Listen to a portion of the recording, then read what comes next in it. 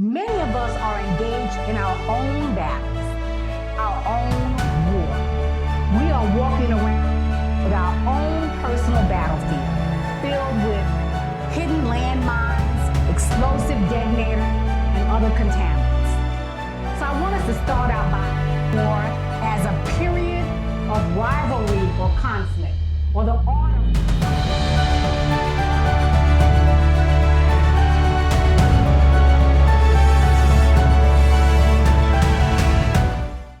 Good morning. Good morning. It's good to see you all. Good to see you. Wow. And as I always say when we come together, we are one. One in love, one in spirit, one in truth, and one in God. So tomorrow, all across the United States, people are going to be observing Memorial Day. And for some of us, the day is an indication to the start of summer. It's a time to enjoy barbecues and picnics, concerts, and fun in the sun.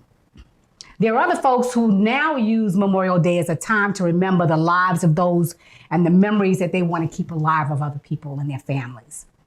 But traditionally, Memorial Day is a day for honoring U.S. military personnel who have died while serving in the United States Armed Forces. And all over the country, lots of people will raise flags, visit cemeteries and memorials, all in honor of those who served this country in times of war. And they gave their lives on battlefields all over the world. And so this morning, it's this idea of war, battles, and battlefields that I want to talk about. And so the title of my lesson today is Winning the Battle in Your Mind.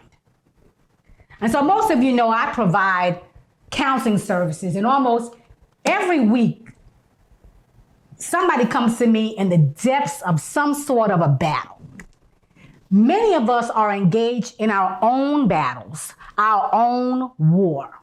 We are walking around with our own personal battlefield, filled with hidden landmines, explosive detonators, and other contaminants. So I want us to start out by defining those three words: battle, battlefield, and war. So what is a battle? Webster defines battle as engaging in a sustained fight or struggle to tenaciously achieve or resist something. Okay?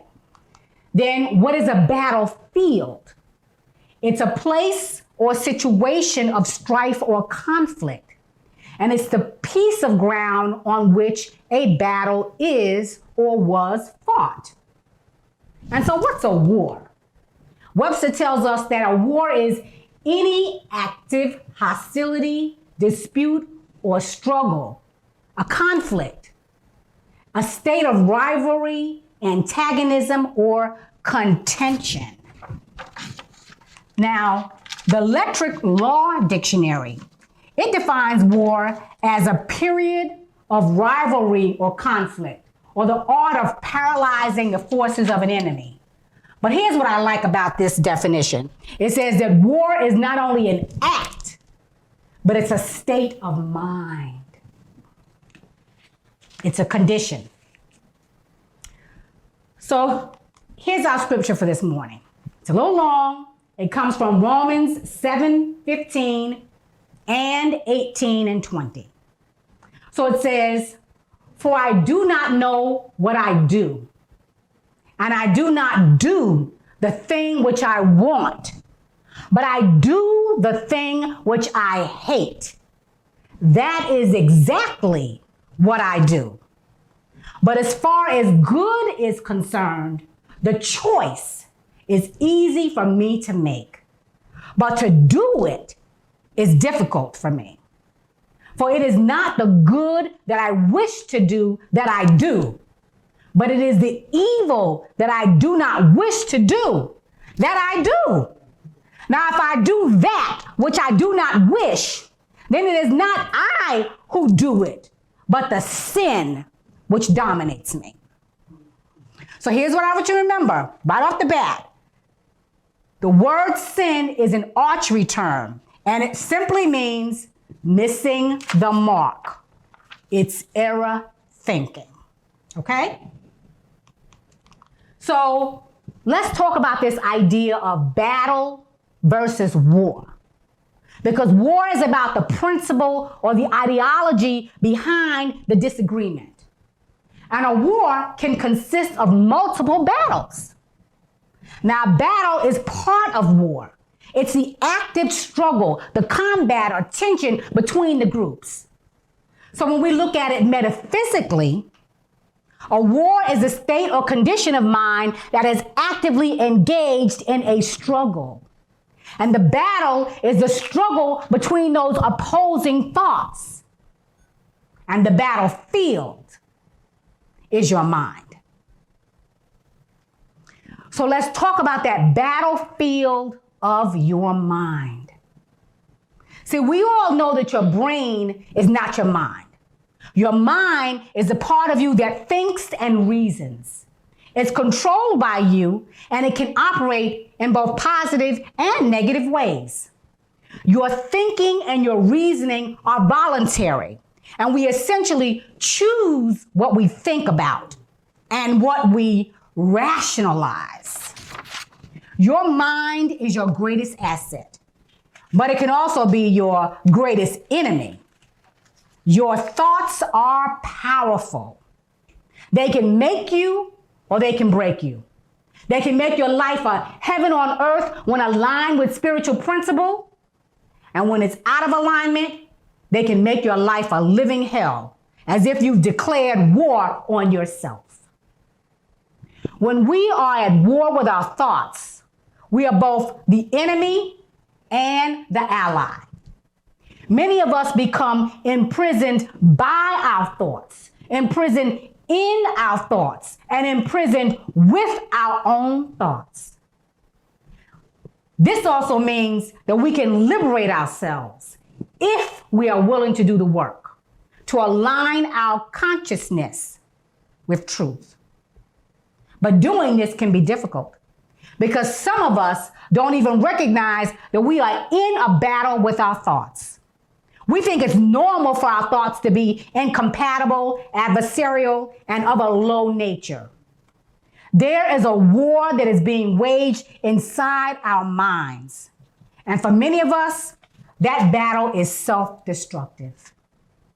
And this is the meaning of Mark 3:25, which says, "And if a house is divided against itself, that house cannot stand." So let's talk about this battle in our minds. As I've already told you, the battle in our mind is between opposing thoughts. Some of our thoughts happen intentionally. However, many of our thoughts occur passively, meaning they just seem to pop up randomly and out of nowhere.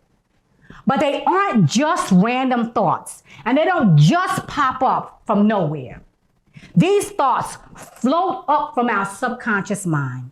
They are the hidden thoughts, the fears, the feelings, and beliefs that we have. The learned stories and experiences that we tell ourselves about the memories that we hold. They are the stuff we were taught by family, friends, society, and our environment.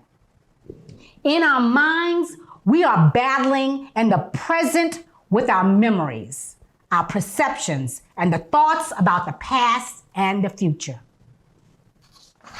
We're battling our frustrations and anxieties, our insecurities, our self-doubts, our beliefs of unworthiness, inadequacy, and guilt. Some of us are even battling a lack of focus and direction, and even the ethics of discipline and hard work. The battle is often between our hearts and our minds. The heart desiring one thing and the mind objecting with something that's in complete opposition.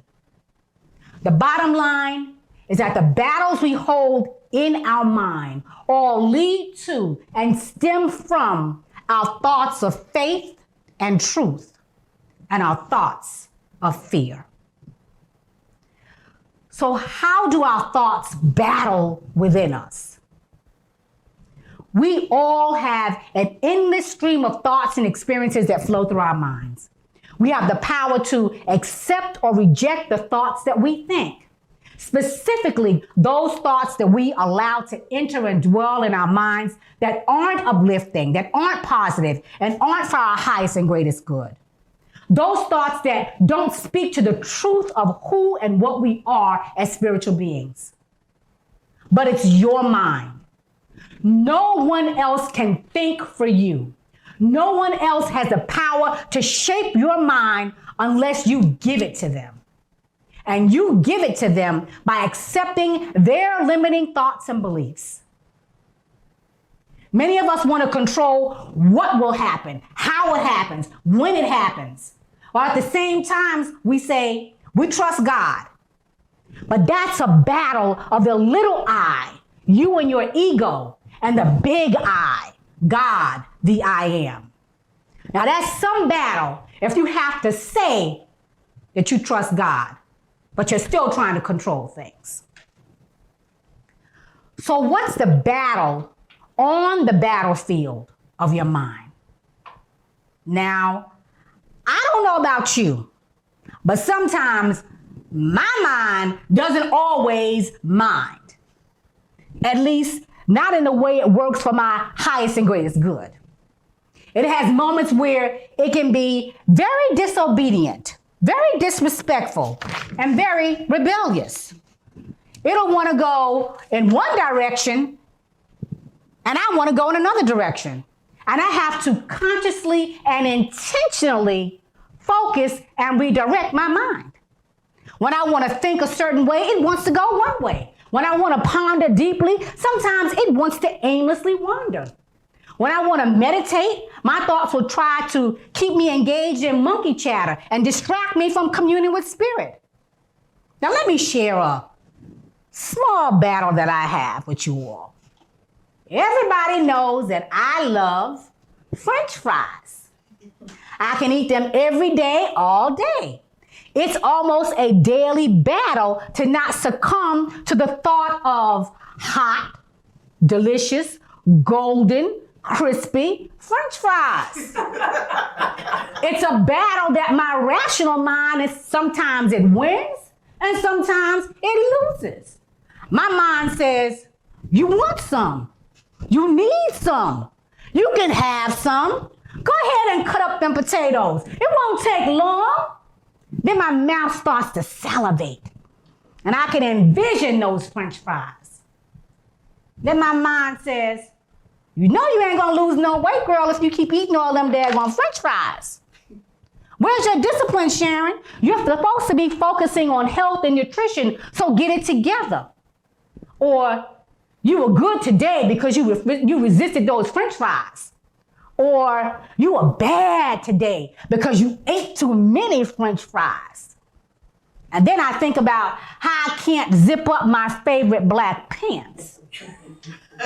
And I grab a piece of fruit. That's one of my small battles. The battle of the French fries. To eat or not to eat. Who wins? It depends on the day. So what are the thoughts that consume you? What battles are happening in the battlefield of your mind? Do you tend to fall on the side of worry, fear, and limitation? Or on the side of courage, positivity, peace, and truth? Do you see the good wherever you are and in whatever situation that you're in? Or do you and your thoughts go down the rabbit hole of what if? Do you tend to be judgmental and critical and think the worst of and see the worst in others and the world? Or do you see the divinity in others? Do you see the oneness that exists in all? Do you see yourself reflected back at you when you look at others? Do you see the I am in expression in everyone you meet?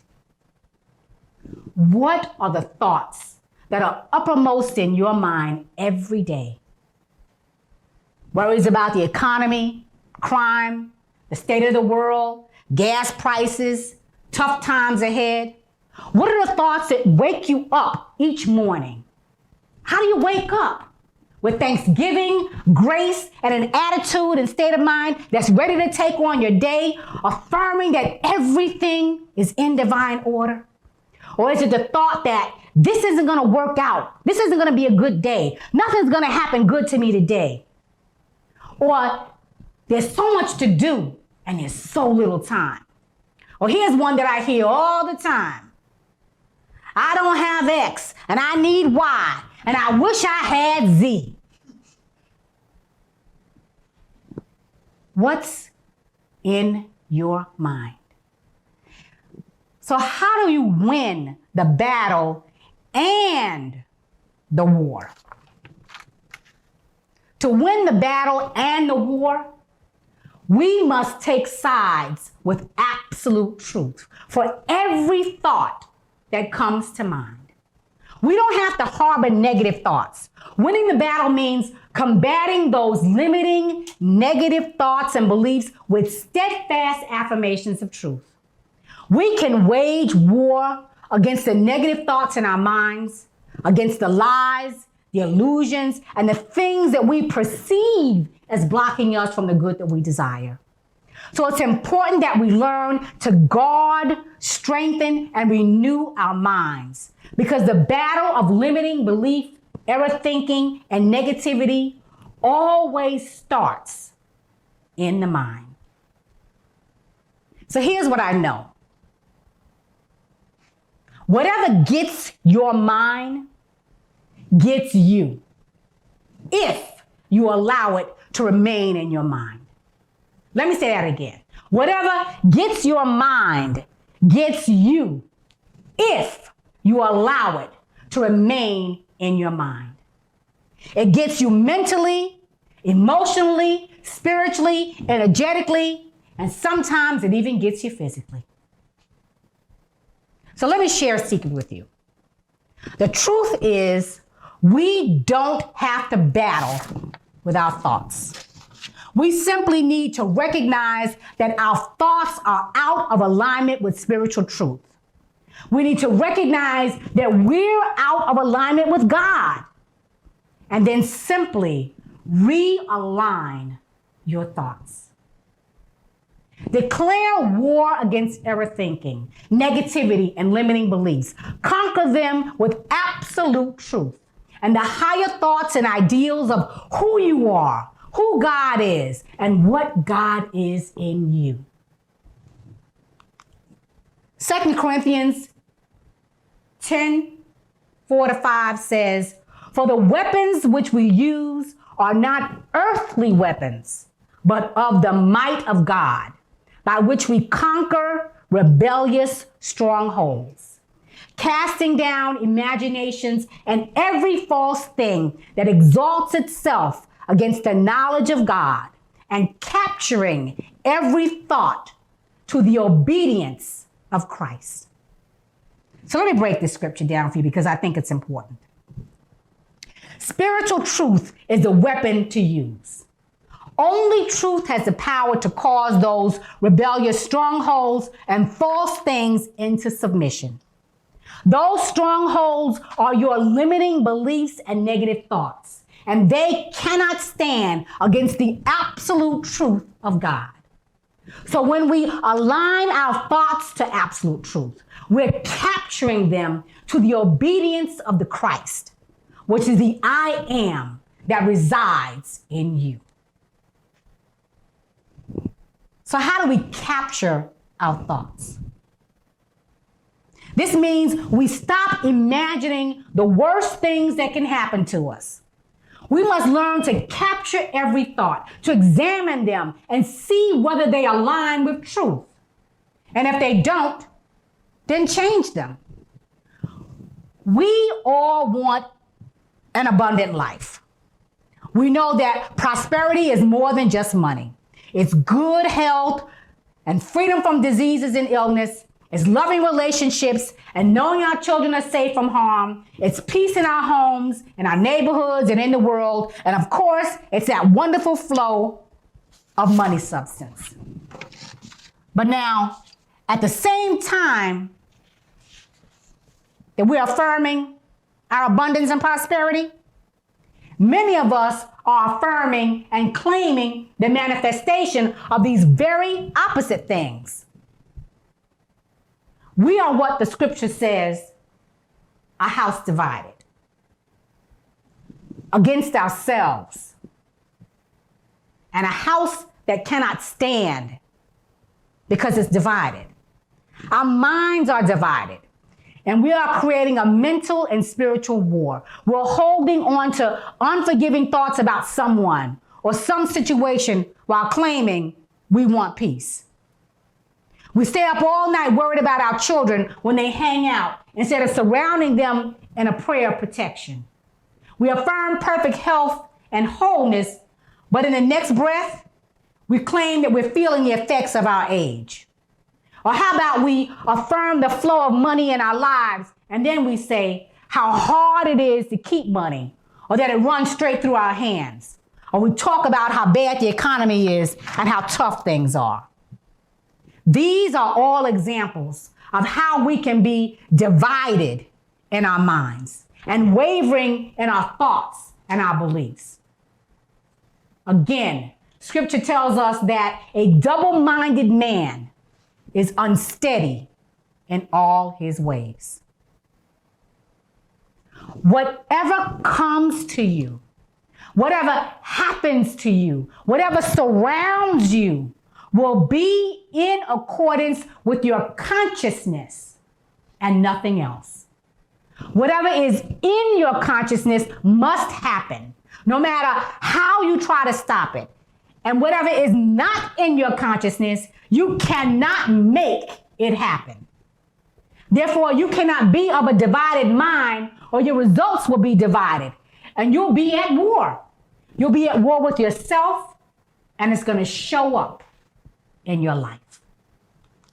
It's a wonderful quote by Reverend Sharon, and she says, "A battle in your mind leads to war in your life." See, sometimes we're able to affirm our belief in the laws and principles of truth and to claim the manifestation of our unlimited good in spite of the overwhelming challenges that we face. And other times, we struggle, we fight, we become anxious, doubtful, and try to make stuff happen on our own. But it's never our battle. It's never our fight. We all know that what you resist persists. It breeds a frequency of reoccurrence and appearance. So the more you struggle or battle with a thought, the more the opposing thought or states of mind will reappear. So what do? What do? We be still and let go. We trust the universe. There's no need to ever fight a battle in truth. You are already victorious. You are already a winner. You just have to align your consciousness with truth and claim and accept whatever it is as already yours. So how do we win the battle of our mind? So the first thing is to take back your mind. Take control of your mind and the thoughts that you think. You can overcome the lies and the illusion of false belief and negative thinking with truth. Stay focused on truth and the things that are true despite the situation, the circumstances, or the condition. Whenever you struggle with accepting a thought, affirm its truth. Now pay close attention here, because I want you to be especially aware of when you're struggling to accept a positive thought, belief, or idea. That's right. I said when you're struggling to accept a positive thought, belief, or idea. Because that's the time to not only affirm its truth, but to affirm that it's the truth for you. To affirm that you are worthy of every good thing because you are made in the image and likeness of God. That's the time to affirm your worthiness. because you are worthy. And then surrender to the belief in anything that is not for your highest and greatest good.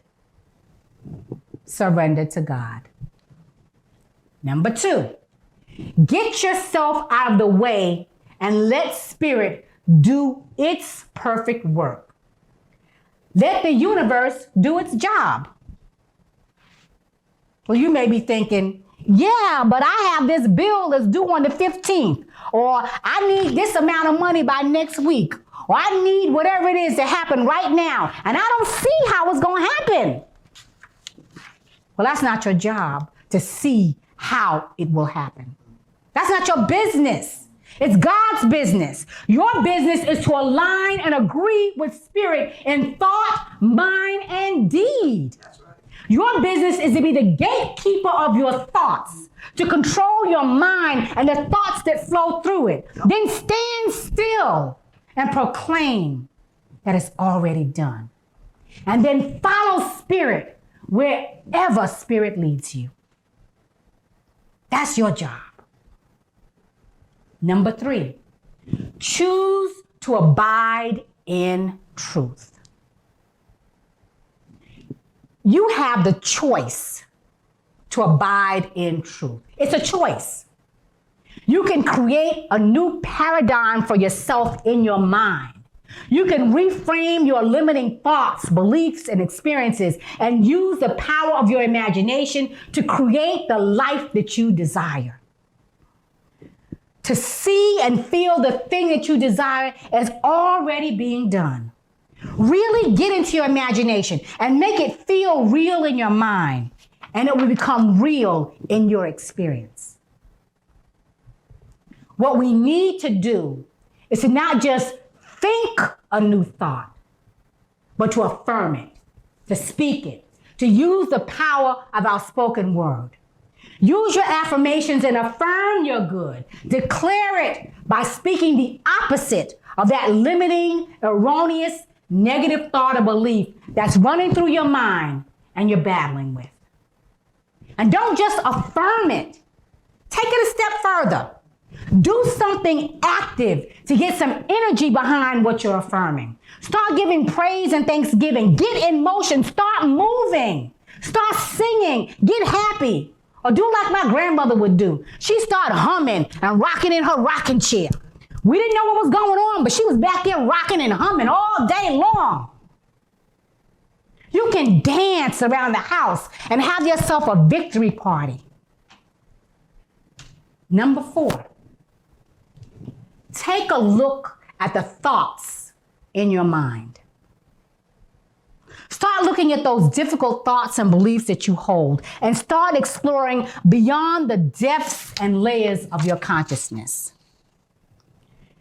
You have given your limiting thoughts more credibility, validity, and authority than they deserve. Let me say that again. You have given your limiting thoughts more credibility, validity, and authority than they deserve. Begin to question, where did these thoughts and beliefs come from? Whose voice do you hear when those thoughts come up?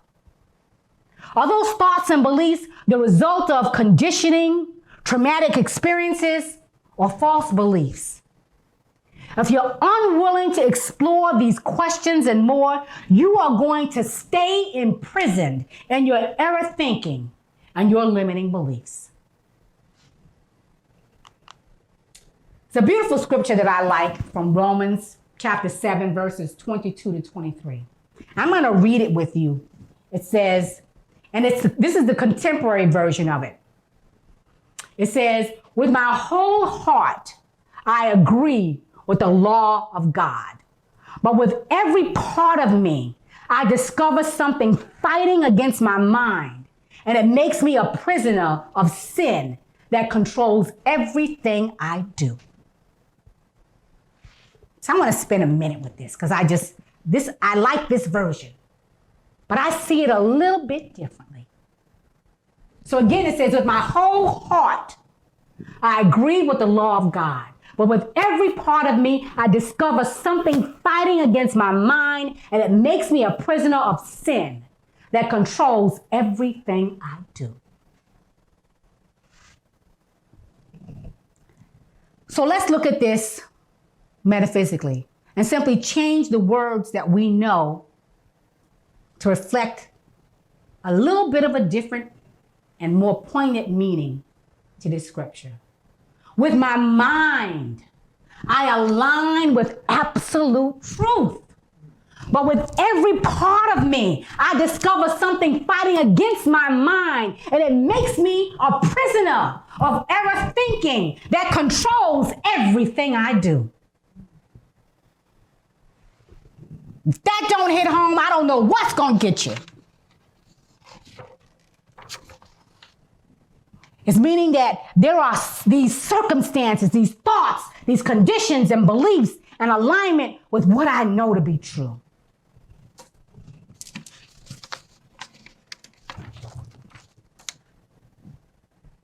So here's the next thing that I want you to know about how to win the battle of your mind. Don't believe everything you think. Always remember that you are not what your limited and negative thoughts and beliefs say that you are. You have a choice to not believe them. My grandmother used to say, just because you think something doesn't mean it's true. We get false ideas, beliefs, and suggestions from the world, our parents, our teachers, and the media. We are constantly bombarded with false ideas and beliefs at every turn in life. They somehow seep into our minds, and we accept and believe that they are our own thoughts.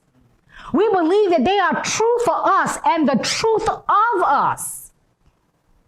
But we can't always trust what we think. It's therefore important to question your negative and limiting beliefs and the thoughts that come up for you. Question where that thought, that idea or belief came from. Even question why you believe what you believe and why you think what you think. Don't merely ask yourself, is this true? Go ahead and ask yourself, is this absolute truth? Meaning, are these circumstances, thoughts, conditions, and beliefs in alignment with what I know to be true about God? When you keep your focus on what is the absolute truth of God, your mind cannot be divided, and you can win the war of your mind. Sure, we are bombarded with a multitude of error thoughts and negativity in today's culture. And this is often in conflict with what we know and believe as truth students. But we must recognize that the war is never outside of us. It is always an inner war. And that's a battle that only we can fight. And so how do we do that? By holding firmly to our ideals and principles of truth. Then the borders of our mind are safe and no enemy of thought can cross it. We must recognize that our thoughts are under our absolute control. We each have the power to direct them, to coerce them, to quiet them, to crush them. Controlling your mind leads to peace. Controlling your mind leads to truth. Part of doing your transformative work is to try to understand the misalignment with truth, to get to the root of the thoughts that you're battling with. Then you can marshal your thoughts. You can dissolve them and put other thoughts in their place. You can command your thoughts, and they're going to follow your direction. You always have the ability to choose your thoughts. You don't have to give a thought space in your mind to permanently live there, because your mind is valuable real estate. Don't get me wrong. Thoughts are going to flow in and out of your mind, and they're not always going to be positive, uplifting, and truthful ones. But they don't have to stay there. You can send them on their way. You 100% get to decide what you set your mind on. You are responsible for allowing them to stay and take up residency in your mind, or to kick them out. There is no other spot in the universe over which man has the ability to achieve complete mastery. Your mind is completely under your authority and dominion. This dominion over your thoughts is yours by divine right. Your thoughts control your life. So if you want to control the things happening in your life, control your thoughts. Come on. And here's the last thing. Stop thinking. Okay, I know that sounds impossible. But instead of battling a thought, simply get quiet. As we become quieter, we find more confidence and peace in the union of stillness than in the noise and the confusion of our dueling thoughts. No lasting transformation takes place in our lives until our thoughts align with truth. We must first establish the truth in our own consciousness. See, war can serve as a means through which we can become aware of and recognize our calling to elevate our thoughts beyond the illusions and the lies and the disbeliefs in truth. War can take us to a place of truth when we align our consciousness. Because then it allows you to transcend the limited possibilities of life, to achieve a higher, more elevated state of consciousness. An elevated state of consciousness where we know that God is love, peace, joy, wholeness, perfect health, and an abundance of every good thing. This means holding on to the principle that God, that good is all there is. And this good is at work in every area of our lives. And affirming that God is omnipresent, omnipotent, and omniscient. And that we are one with that power, that presence, and that infinite intelligence. When we arm ourselves with these truths, we can enter the battlefield of our minds, knowing that we will always be victorious. Living Truth family and friends, meet your negative thoughts and beliefs on the battlefield of your mind. Your mind is the only place that there can ever be a battle, because there is no battle in God. There is only peace. There is only truth. And the battle can only be won in your life. When you win the battle, your life will reflect the victory of a well-fought war. So go forth this day knowing that you have the ability to win the battles and the war of your mind. Arm yourself with truth, because that's the only weapon that you need. And so it is.